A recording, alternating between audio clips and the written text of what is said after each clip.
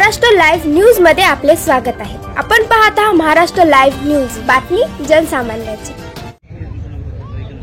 जमलेल्या माझ्या तमाम हिंदू बांधवांनो, भगिनी आणि मातांनो, आता पंचायत अशी झाली की मी भाषणाची सुरुवात कशी करावी हे आता मिंदे ठरवायला लागले। कारण ही माझी भाषणाची सुरुवात मी आपल्या हिंदू हृदय सम्राट शिवसेना प्रमुखांकडून घेतली। आता काही वेळेला हा कुटुंब संवाद मेळावा आहे म्हणून मी जमलेल्या माझ्या कुटुंबातील बांधवांनो, भगिनी आणि मातांनो अशी करतो।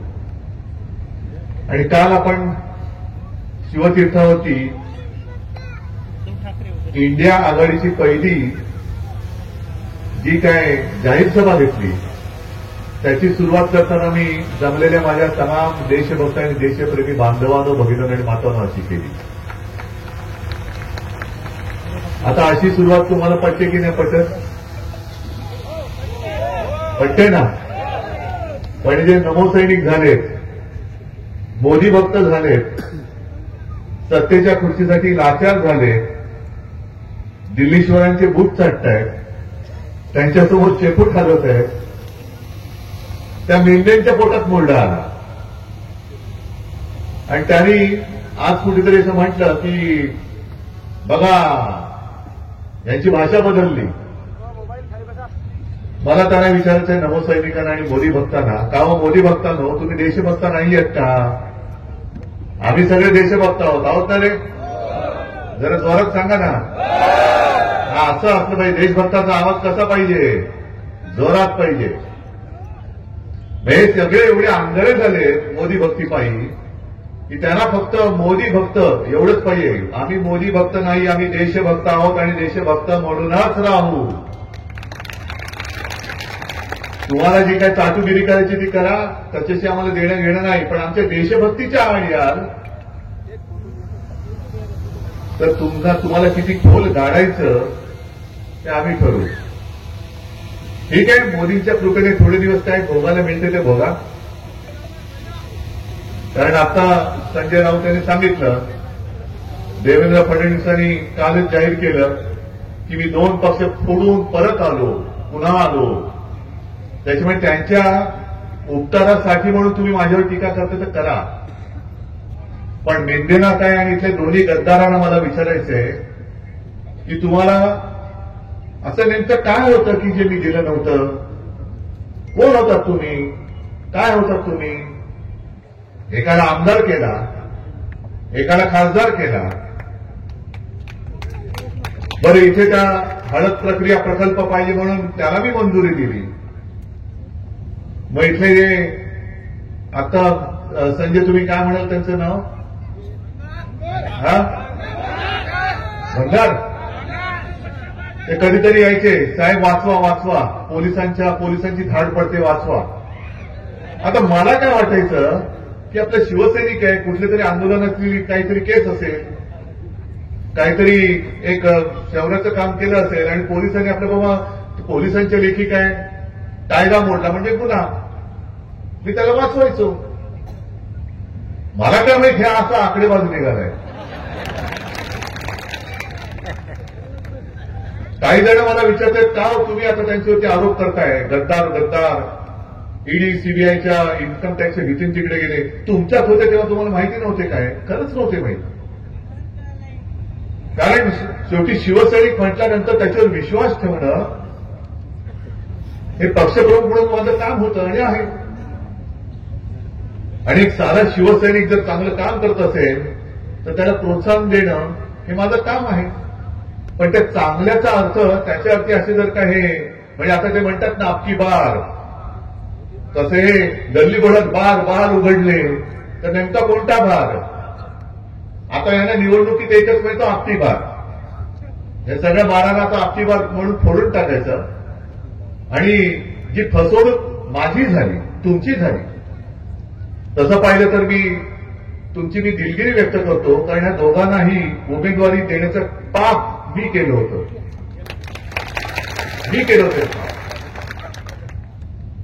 आणि यांनी पाठीत नुसता वार नाही केला, जे शिवसेना प्रमुख म्हणायचे की माझ्या पाठीत एवढे वार झाले की आता वार करायला जागाच नाही, यांनी पाठीत नाही वार केला, यांनी शिवसेना नावाच्या आईच्या कुशीवरती वार केलेला आहे, जन्मदातीच्या कुशीवरती वार केलेला आहे. जिने तुला जन्म दिला, जिने तुला मान सन्मान मिळवून दिला, नाहीतर कोण तू होतास, आता आत सडत असतास तुरुंगामध्ये. कुठल्या कुठल्या केसेस, एवढ्या नाना केसेस तुझ्यावरती होत्या, आतमध्ये सडत असतास. तुला शिवसेनेने मोठा केला, शिवसेनेची 4 अक्षर मागे लागली. तुम्हाला पटत होतं किंवा नव्हतं, तुम्ही आदेश म्हणून तुम्ही त्यांना निवडून दिलं आणि हा उलटा फिरून आपल्याच आईच्या पोटावरती वार करणारी अवलाद, मग ती तिथली खासदार असेल किंवा तिथला खासदार असेल किंवा आमदारही असेल. अनेकदा असं होतं की आपल्यामध्ये असतात तेव्हा कळत नाही, लांब गेल्यानंतर कळतं. कारण मी यांना हालचाल करायला देत नव्हतो. तसं ज्याप्रमाणे मी सर्वांना सांगतोय, आता अंबादास दानवे म्हणाले की कोरोना काळात मी किती काम केलं. संजय राऊत सांगितलं, तुम्हाला सगळ्यांना सुद्धा माहिती आहे. या कोरोना काळामध्ये आपण जे काम केलं ते काम हे सगळं विसरून द्यायला होतं. आणि त्या सगळ्या काळामध्ये अनेक कामं अशी होती, जसं शिवभोजन. मी आता अंबादासने म्हटलं, तुम्हाला विचारतो, गावात शिवभोजन चालू आहे की नाही अजून? इकडे नाही म्हणतात, तिकडे हो म्हणतात. आपण 10 रुपयामध्ये गोरगरिबाला पूर्ण जेवण मिळेल अशी सुविधा उपलब्ध करून दिली. कोरोना काळामध्ये 10 रुपयाची थाळी आपण 5 रुपयात केली होती. हे सगळं आपण करत होतो. आणि मी मुख्यमंत्री असताना एक महत्वाचं काम जे केलं ते म्हणजे मी महाराष्ट्र यांना लुटायला नव्हतो देत. अगदी आज जे बसले तिकडे पंतप्रधान आणि गृहमंत्री आता येते खेटे घालतायत. महाराष्ट्राची निवडणूक आजपर्यंत कधी एवढ्या लांब लचक कार्यक्रमामध्ये त्यांनी विभागली नव्हती. 20 मे पर्यंत आपली निवडणूक लांबवली. का? कारण आता मोदीजी येणार, मग अमित शहा येणार, आणखीन कोण कोण सगळे मंत्री येणार आणि मग तुमच्याकडे मतांची भीक मागणार. संकट काळात कधीतरी तुम्ही आलात मोदीजी. या माझ्या महाराष्ट्रामध्ये, विदर्भात आणि मराठवाड्यात सुद्धा शेतकरी आत्महत्या करतायत. कधीतरी तुम्ही एका तरी शेतकऱ्याच्या घरामध्ये गेलात विचारपूस करायला? पण आता येतील पोलिसांना आधी पाठवतील, बॉम्ब स्क्वॉड वगैरे सगळ्या घरामध्ये. कुठे त्याच्या मडक्यामध्ये काय बॉम्ब नाही ना रे, याच्यामध्ये काय हे नाही ना, सगळं साफसूफ करतील आणि हॉटेलमधनं आणलेलं त्याच्या भांड्यात ठेवून मग बाजूला मांडी घालून गरीबाच्या घरात जाऊन शेतकऱ्यांनी केलेली भाकर तुकडा खाल्ला. हे सगळे चाळी करतील, हे सगळी नाटकं करतील. पण विशेष म्हणजे जे मी तुम्हाला म्हटलं, मी महाराष्ट्रानं लुटू देत नव्हतो. का मी मुख्यमंत्री असताना असं काय केलं होतं पाप, की तुम्ही गद्दारी करून आपलं चांगलं चालणारं सरकार पडलं. मी माझ्या या शेतकऱ्यांना कर्जमुक्त केलं, हे मी पाप केलं. मी कोरोनामध्ये महाराष्ट्र वाचवण्याचं काम तुमच्या सगळ्यांच्या साथीने सोबतीने केलं, हे मी पाप केलं. मी शिवभोजन जेवण 10 रुपयात सगळ्यांना देत होतो, हे मी पाप केलं. याच्यासाठी नाही तुम्ही त्यांना महाराष्ट्रात येणारे उद्योगधंदे आणि महाराष्ट्रातले उद्योग हे गुजरातला पळवायचे होते, जे मी पळू देत नव्हतो. म्हणून गद्दारी करून याने आपलं सरकार पाडलं. हा माझा जाहीर आरोप आहे, जाहीर आरोप आहे. म्हणजे खरं लाज वाटली पाहिजे. देशाचे प्रधानमंत्री मोदी परिवार काय फक्त गुजरात पुरता मर्यादित आहे? गुजरात आमचा सुद्धा आहे. आमचा आणि इथे महाराष्ट्रात वर्षानुवर्षे पिढ्यानपिढ्या राहणाऱ्या गुजराती माता भगिनी बांधवांचा अजिबात वाईट नाहीये. अनेकदा मुंबईमध्ये सुद्धा शाखांमध्ये गुजराती बांधव येतात. मुलाला शाळेचे ऍडमिशन पाहिजे, कोणाला तरी हॉस्पिटलमध्ये ऍडमिट करायचंय, रक्त पाहिजे, आम्ही देतोच. कारण आम्ही भेदभाव करत नाही, हे आमचं हिंदुत्व आहे. पण तुम्ही जरूर काय फक्त गुजरातचे पंतप्रधान आहात आणि जे काय आहे ते गुजरातमध्येच न्यायला पाहिजे अशा पद्धतीने जे वागतात. काय माझ्या शेतकऱ्यांनी काय तुमचं घोडं मारले? अलीकडच्या काळामध्ये सुद्धा तुम्ही वाचत असाल किंवा टीव्हीवर पाहत असाल, 3 उद्योग सेमीकंडक्टर म्हणजे त्याची चिप बनवण्याचा 1,00,000 1.5 लाख प्रत्यक्ष आणि अप्रत्यक्ष रोजगार त्यातून मिळणार.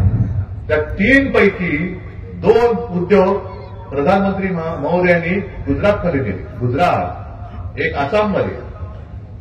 काय महाराष्ट्राने काय असा गुन्हा केला? महाराष्ट्रामधला हिरे व्यापार तुम्ही गुजरातला घेऊन गेला, फिल्मफेअर अवॉर्डचं ते फंक्शन तुम्ही गुजरातमध्ये घेऊन गेला, क्रिकेटची फायनलची मॅच ते सुद्धा गुजरातमध्ये घेऊन गेले. आता अनेक जण म्हणतात, माझा काय त्याच्यावरती विश्वास नाही, म्हणा तुमचा आहे काय कल्पना नाही, की ती मॅच जर का मुंबईत झाली असती तर आपण जिंकलो असतो असं काही जणांचं म्हणणं आहे बाबा.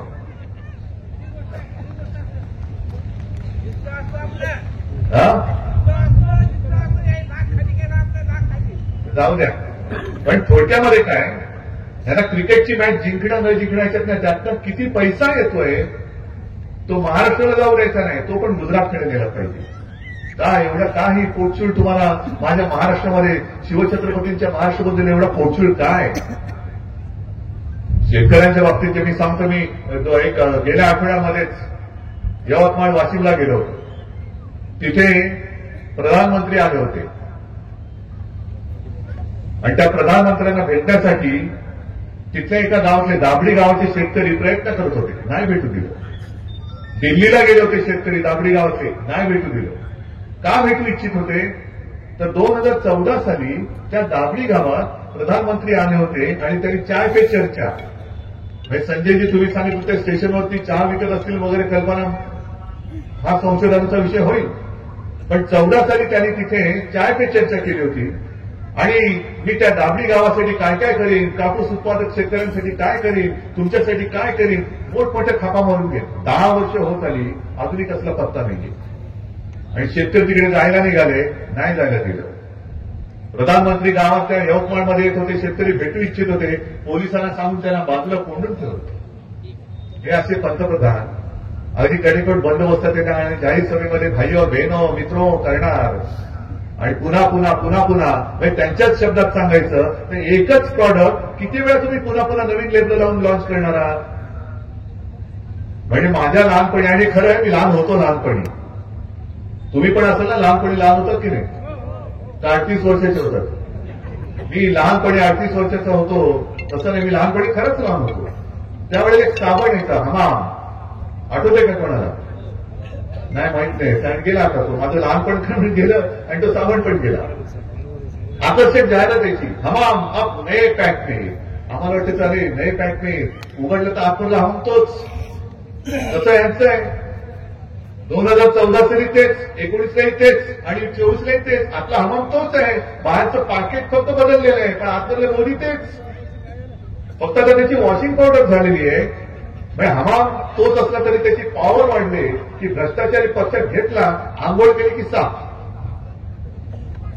म्हणजे अनेक ज्या काही त्यांनी योजना काढलेल्या आहेत त्याच्यामध्ये मला असं वाटतं की पुढची योजना त्यांची अशी असेल की भ्रष्टाचारी अभय योजना. भ्रष्टाचारी अभय योजना म्हणजे काय? ते चौकशी करतात, कोणी किती पैसे खाल्लेत, किती भ्रष्टाचार केलेला आहे, मग त्यांची ते वर्गवारी करतात. मग त्यांचे सगळे जे यांच्यासारखे जे घरफोडे आहेत त्यांच्यासारखे जे हेरडी करतात की यांनी कितीचा भ्रष्टाचार केलाय? 5 कोटीचा. जाऊ द्या. यांनी किती केलाय? 50 कोटी. ठीक आहे, बघू जरा. यांनी किती केलाय? 200 कोटी. जरा थोडं जवळ घ्या. मग यांनी किती केलाय? 70,000 कोटीचा घोटाळा. ताबडतोब घ्या, त्याला उपमुख्यमंत्री करा. आपका बाप भी नहीं बाका होगा, ये मोदी गॅरंटी है. याला मोदी गॅरंटी म्हणायचं, भ्रष्टाचार अभय योजना. आणि आता जो उघड त्यांनी भ्रष्टाचार केलेला आहे, जो सुप्रीम कोर्टाला मी खरंच धन्यवाद देतोय. अगदी वेळेवरती तुम्ही यांचं बिंग फोडलेला. निवडणूक रोख्याच्या माध्यमातून हजारो कोटी रुपयांनी कमवले, हजारो कोटी. देशातल्या प्रत्येक पक्षाला निवडणूक रोखे मिळाले, शिवसेनेला सुद्धा मिळाले. पण प्रमाण जर का पाहिलं तर यांना 8,000 कोटी 10,000 कोटी हे एका पक्षाला मिळत आहेत. जो पक्ष दिल्लीत राज्य करतोय, जो पक्ष अनेक राज्यांमध्ये राज्य करतोय. आणि हे रोखे सुद्धा कसे मिळाले? काही कंपन्यांवरती धाडी टाकल्या गेल्या आणि धाडी टाकल्यानंतर अगदी काही दिवसात, म्हणजे धाड टाकल्यानंतर 8-15 दिवसात निवडणूक रोखे त्या कंपनीतून यांच्या पक्षाच्या खात्यात गेले आणि धाड सत्र थांबलं. मग त्यांची बाजू कोणी घ्यायची? तर आपल्या अर्थमंत्री बाई निर्मला सीतारामन त्यांनी घेतली. मी म्हणे योगायोग असू शकेल, सरकारची कारवाई केली असेल तर तो सरकारचा अधिकार आहे आणि त्यांनी रोखे दिले असतील तर त्यांची इच्छा आहे. चांगली गोष्ट आहे, पटतं आम्हाला तुमचं. पण आम्हाला पुढचा एक प्रश्न आहे की सरकारने जी कारवाई केली होती धाड टाकण्याची, ती कारवाई यांनी रोखे दिल्यानंतर थांबली का? चालू ठेवायला पाहिजे होती.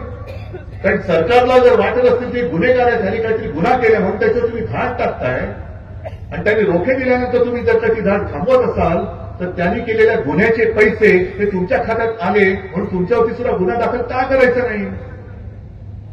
बरं, काही तर असे आहेत की ज्यांचा जो नफा आहे तो अगदी 100-150 कोटी असेल, पण त्यांनी रोखे दिले ते काही हजार कोटीचे दिलेले. काही कंपन्या अशा आहेत अगदी महाराष्ट्रामध्ये सुद्धा आपलं सरकार पाडल्यानंतर जे काही माझ्या कानावर येते ती एक मेघा म्हणून काहीतरी कंपनी कन्स्ट्रक्शन, त्या कंपनीला सुद्धा बुलेट ट्रेन असेल, आणखीन काय असेल, काय काय कामं ही यादी घेऊन वाचली तर खरंच आपले डोळे पांढरे होतील की अनेक अशा कंपन्या आहेत की रोखे दिल्यानंतर त्यांना कामं मिळाले किंवा कामं दिल्यानंतर यांना रोखे मिळालेले. महाभ्रष्टाचार नाही. कोणत्या तोंडाने तुम्ही सांगता ना खाऊंगा ना खाणे दूंगा? खाते तर भरपूर, स्वतः खाताय, पण आमच्यापैकी जरा जरी कोणी काही इकडचं तिकडे केलं तर त्याच्यामध्ये नसत्या खोट्या केसेस लावून भाजपात ये नाही तर तुरुंगात जा असे सांगतायत. हे संजय राऊतनं सुद्धा दडपण आणलं होतं, पण संजय राऊत तुम्हाला माहिती कसं आहे? मला तर खात्री आहे की ईडीने सांगितलं असेल जा बाबा इकडे थांबू नको, तू जा, आमच्याकडे राहू नको, आम्हाला काहीतरी करशील. कारण कर नाही तर डर कशाला? हे आता काल राहुल गांधी शिवाजी पार्कच्या सभेत बोलले की त्यांच्यामधला एक मोठा नेता, तुम्हाला अंदाज आला असेल, त्याच्या सोनियाजींकडे जाऊन रडले की मी काय करू, मला आता तुरुंगात जायचं नाहीये. अरे पण पक्षाने एवढं सगळं तुला दिलं, काय काय जणांना मुख्यमंत्री केलं, उपमुख्यमंत्री झाले, मंत्रीपदं दिली, घरघोस सगळं केलं, कुटुंबाचं पोट कल्याण केलं, मग एवढं सगळं केल्यानंतर पक्षासाठी तू थोडी सुद्धा त्रास घ्यायची तुझी तयारी नाही? एक तर पहिलं म्हणजे पाप का केलं? आपले सुद्धा जे काही मिंडे पळून गेले, मी जे तुम्हाला सांगितलं की 70,000 कोटीचा घोटाळा केला तर उपमुख्यमंत्री पद, पण 70,000 कोटीचा घोटाळ्याचा आरोप मी नव्हता केला, माझे उपमुख्यमंत्री म्हणून ते बसायचे. आरोप मोदीजी तुम्ही केला, आरोप देवेंद्र फडणवीसजी तुम्ही केला होता आणि तुम्ही सांगितलं होतं की तुमचं सरकार आल्यानंतर अजित दादा चक्की फिशिंग फिशिंग फिशिंग. मग आता हे काय तुमचं फिशिंगला शब्द दुसरं काय? आता एवढे जवळजवळ बसतात, आरोप करणारे तुम्हीच. आरोप करायचं, कुटुंब उद्ध्वस्त करायचं, पक्ष फोडायचा आणि स्वतःच्या मांडीला मांडी लावून त्याच भ्रष्टाचारी माणसाच्या बरोबर लावून तुम्ही राज्य चालवायचं. हे काही जनतेला तर कळत नाही. एक तर स्वतः भ्रष्ट म्हणजे मी दुपारच्या सभेत बोललो की 2 पक्ष फोडून मी पुन्हा आलो.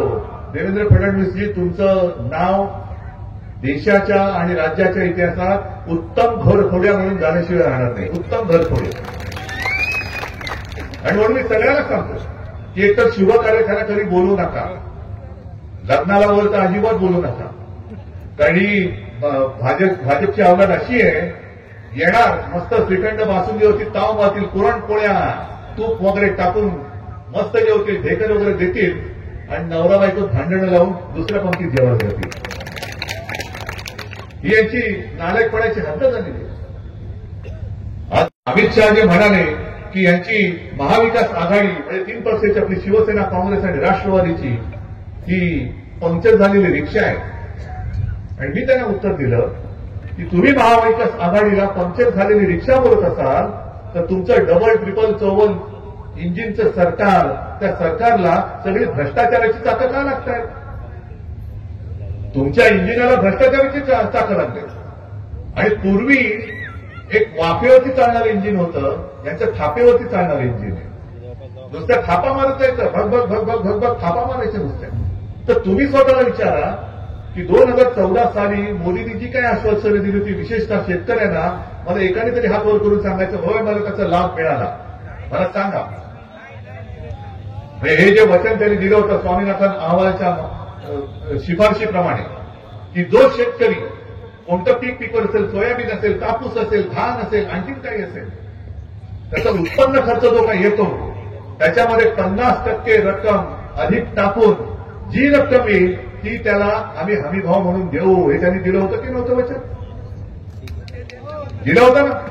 मग मिळाले पैसे तुम्हाला? पीक विमा योजना किती पैसे मिळाले? बरं, पीक विम्याचे अग्रिम रक्कम किती मिळाले? आता कृषी मंत्री कोण आहेत? धनंजय मुंडे आहेत. तो धनंजय मुंडे आहेत ना, मराठवाड्याचेच आहेत. त्यांना विचारा, दिवाळीपर्यंत म्हणजे कालच्या दिवाळीपर्यंत आम्ही अग्रिम रक्कम शेतकऱ्याच्या खात्यात जमा होईल अशा सूचना दिलेल्या आहेत. आणि कोण तुमचं ऐकत नाही ना, विमा कंपन्या तुमचं ऐकत नाही, सारं कोणी काही ना कोणी ऐकत नाहीये. तुमचं सरकार असं नुसतं राम भरोसे चाललेलं आहे. मोदीजींना आणि अमित शहाना सरकार पाडायला वेळ आहे, पण शेतकऱ्यांकडे लक्ष द्यायला वेळ नाहीये. आणि यांना 400 पारचा नारा ते देत आहेत. कशासाठी देत आहेत? जे मी सांगतोय तुम्हाला की यांना संविधान बदलायचंय, घटना बदलायची, घटनेची पायमल्ली यांना करायची. आणि मी माझ्या मन की बात नाही करत, इकडे बातमीच घेऊन आलेलो मी. हे बघा, राज्य घटना दुरुस्तीसाठी बहुमत द्या, भाजपा खासदार यांच्या वक्तव्यावरून वाद. हे अनंतकुमार हेगडे म्हणून त्यांचे मला वाटतं केंद्रातले मंत्री किंवा माजी मंत्री आहेत, त्यांनी सांगितलेली ही बातमी आहे. कशाला पाहिजे 400 पार? कारण त्यांना माहिती आहे की ठराविक एक संख्या लागते, ती त्या संख्येशिवाय घटना बदलता येत नाही. आणि काही कायदे जर का करायचे असतील तर त्याच्यासाठी समोर विरोधक असता कामा नये. गेल्या संसदेच्या अधिवेशनामध्ये जवळपास 150च्या आसपास विरोधी पक्षाचे खासदार त्यांनी या ना त्या कारणावरून निलंबित केले आणि काही घातक कायदे पास केले.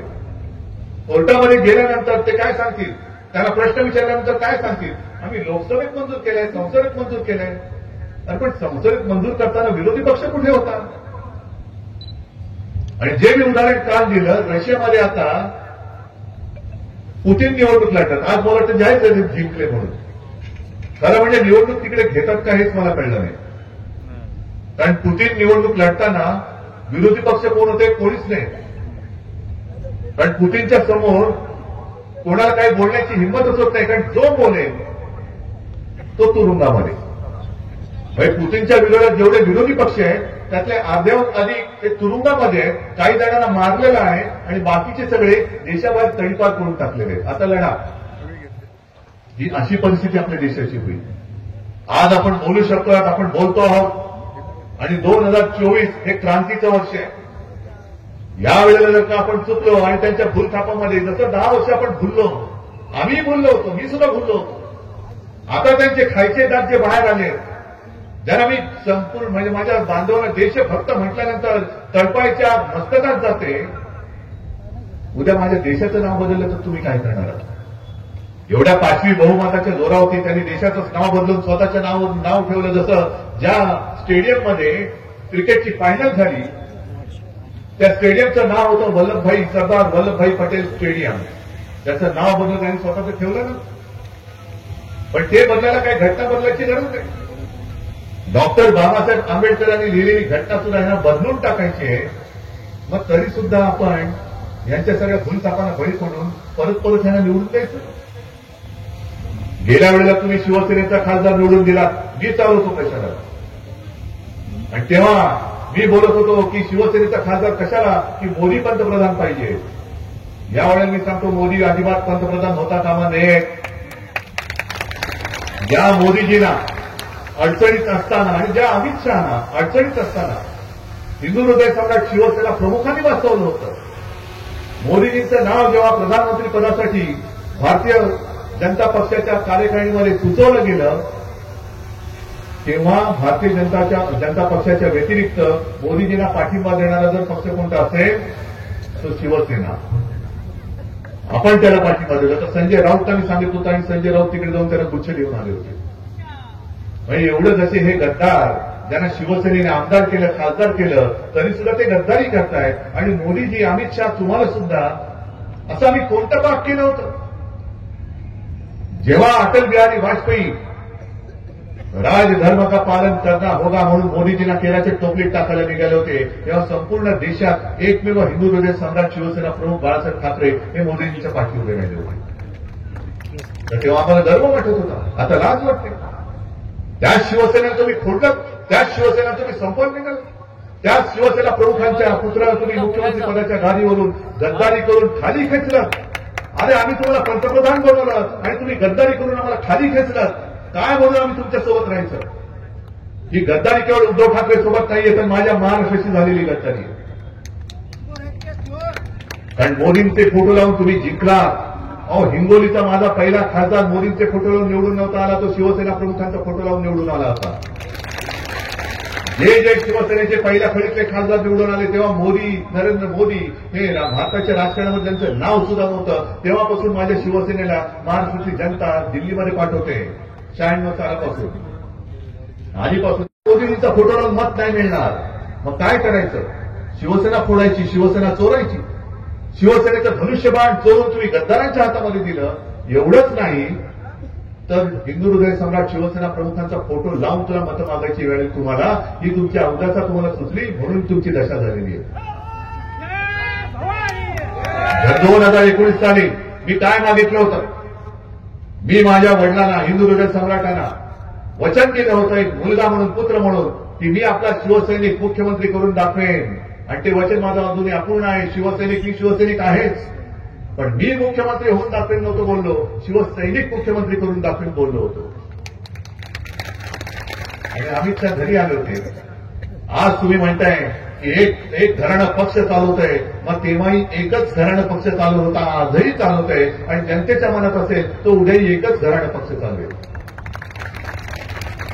तेव्हा अमित शहा जे शिवसेना प्रमुखांच्या फोटोसमोर लोटांगण घालत होते, तेव्हा अमित शहाना माहिती नव्हतं की त्यांचाच मुलगा पक्ष चालवतो. तेव्हा तुम्ही दिलेलं वचन 2.5 वर्षाचं मुख्यमंत्रीपद. आणि मी तुळजाभवानीची शपथ घेऊन बोललेलो आहे.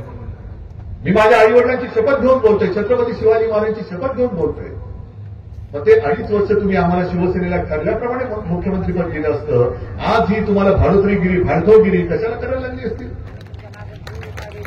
आखी शिवसेना तुमच्यासोबत होती.